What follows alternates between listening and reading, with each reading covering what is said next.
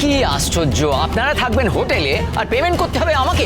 খবরদার বলছি, আর একটা মিথ্যে কথা বলবে না। অনেক মিথ্যে কথা বলেছো তুমি, আর বিপদে পড়ে তোমার পাল্লায় পড়ে আমাকে অনেক মিথ্যে কথা বলতে হয়েছে।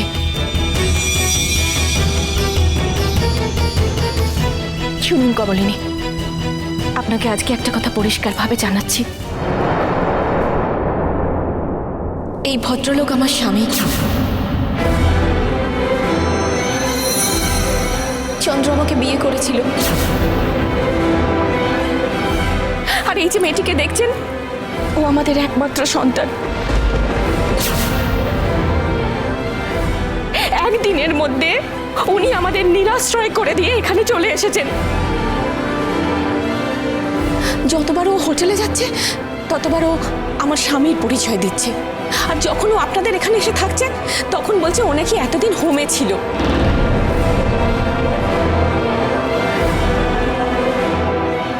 আপনি না বললেও আমরা সেটা জানি যে উনি হোমে ছিলেন না, কারণ ছবিগুলো আমাদের কাছে আছে।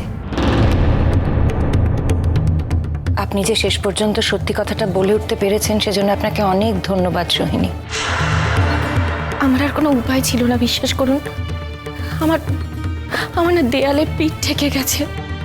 হোটেলে থাকার মতো না একটা টাকা পয়সাও আমার কাছে আর নেই, সব কিছু শেষ হয়ে গেছে।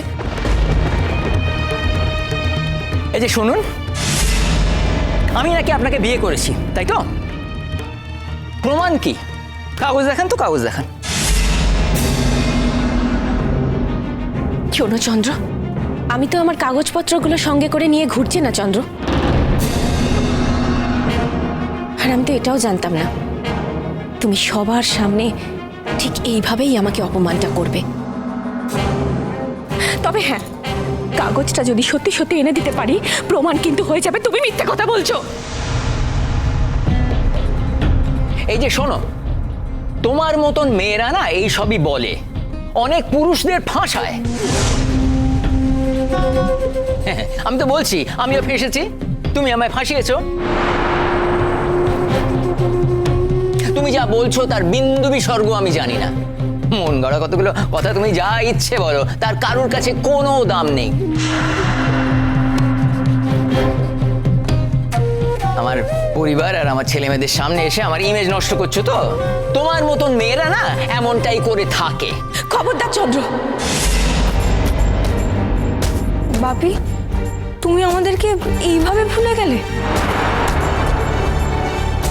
তুমি আমার মাকে এইভাবে অপমান করছো বাপি। আমরা কেউ বিশ্বাস করছি না মা। আমরা জানি যে তোমার বাবাই এই কাজগুলো করেছে। আগের দিন বললেন না কেন? কেন মিথ্যেটা বললেন? এতদিনে চেনেননি এই লোকটাকে? বিশ্বাস করুন, আমার না কোনো উপায় ছিল না। আসলে স্বামীর কথা শুনে একটা মেয়ে ঠিক কখন মিথ্যে কথা বলে সেটা যে না এই অবস্থায় পড়েছে, সে ছাড়া আর কেউ বুঝতে পারবে না পৃথিবীতে। কিন্তু এই মুহূর্তে দাঁড়িয়ে আমার সত্যিই আর কোনো উপায় নেই। শোনো চন্দ্র, আমরা আর হোটেলে ফিরে যেতে পারবো না, আমাদেরকে এখানেই থাকতে হবে। এই তার মানে এ আবার হয় নাকি? এই তোরা কেউ তোরা কেউ বিশ্বাস করছিস? হ্যাঁ, বিশ্বাস করছিস না তো এর কথা? বাবা বাবা, আমরা সবাই বিশ্বাস করছি। বাবা, আমি বিশ্বাস করছি না। আমিও বিশ্বাস করছি না। এরকম কত এক্সপিরিয়েন্সের কথা আমিও জানি। তুমি বিশ্বাস করলে তো মুশকিল আছে।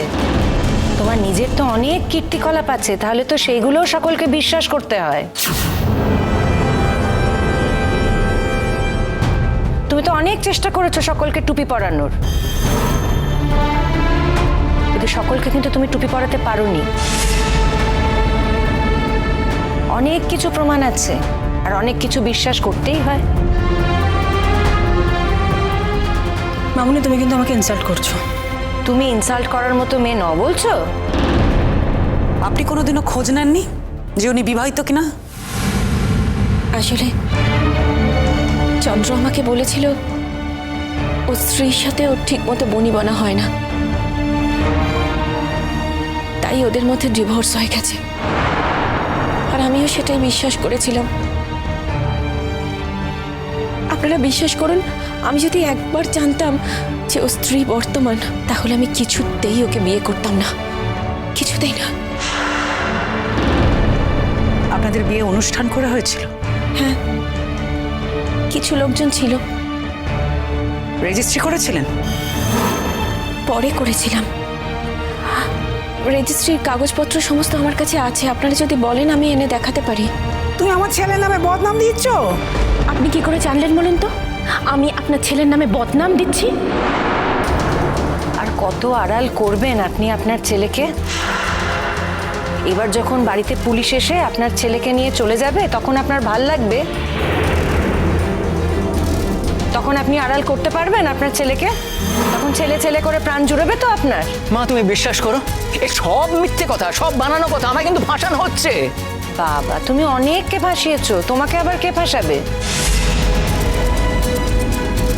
যাক, এখানে অনেকের মনেই অনেক দ্বিধাদ্বন্দ্ব ছিল। আশা করি আর কোনো দ্বিধাদ্বন্দ্ব রইল না কারোর মনে, যে আপনার ছেলের আর আমার ডিভোর্সটা কিন্তু হচ্ছেই। আরে বাবা, যদি তাও হয়, একটা বিয়ে থাকতে অন্য বিয়ের বৈধতা কোথায়? সুতরাং ও যদি বলেও থাকে যে আমি ওকে বিয়ে করেছি, আমি সেটাকে এখন ডিজোন করছি।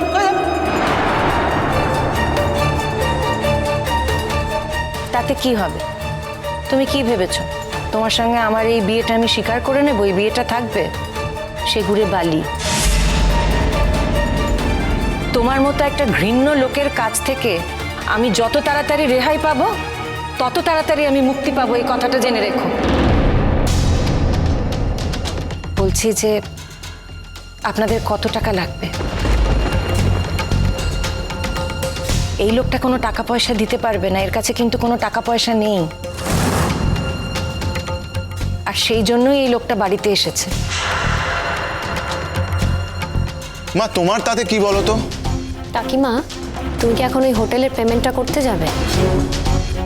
বাইরের শহর থেকে এখানে এসে ওনারা বিপদে পড়েছেন।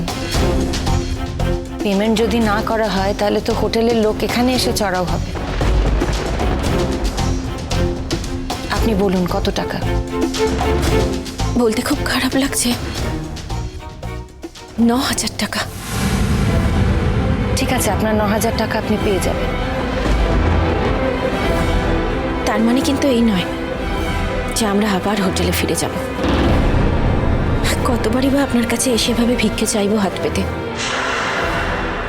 একটা কথা আমি পরিষ্কার জানাচ্ছি, ওকে আমাদের সঙ্গে ফিরে যেতে হবে। আর তা না হলে যতদিন না পর্যন্ত ও আমাদের সঙ্গে ফেরত যাচ্ছে, ততদিন পর্যন্ত আমরা এই বাড়িতেই থাকবো।